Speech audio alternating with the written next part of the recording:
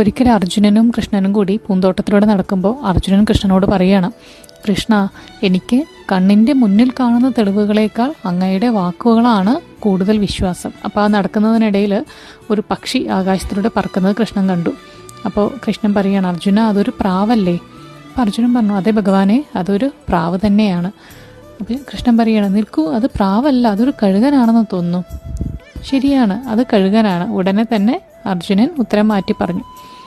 അപ്പോൾ ഭഗവാൻ പിന്നെയും പറയണം, അല്ല അല്ല, അതൊരു കഴുകനെ പോലെ തോന്നുന്നില്ല, അത് നിശ്ചലമായൊരു കാക്കയാണ്.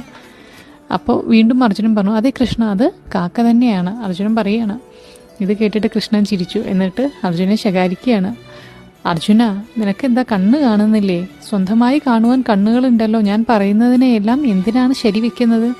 അപ്പോൾ അർജുനൻ പറയാണ്, കൃഷ്ണ, എനിക്ക് എൻ്റെ കണ്ണുകളുടെ മുന്നിൽ കാണുന്ന തെളിവുകളേക്കാൾ താങ്കളുടെ വാക്കുകളെയാണ് കൂടുതൽ വിശ്വാസം.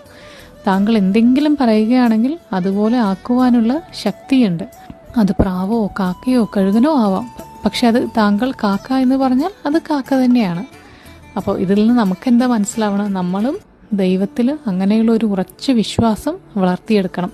ഭഗവാൻ കൃഷ്ണനുള്ള ഈ ഉറച്ച വിശ്വാസം കൊണ്ടാണ് മഹാഭാരത യുദ്ധത്തിൽ ധർമ്മത്തിനും അധർമ്മത്തിനും തമ്മിൽ നടന്ന യുദ്ധത്തിൽ ധർമ്മത്തിന് വിജയിക്കുവാൻ സാധിച്ചത്.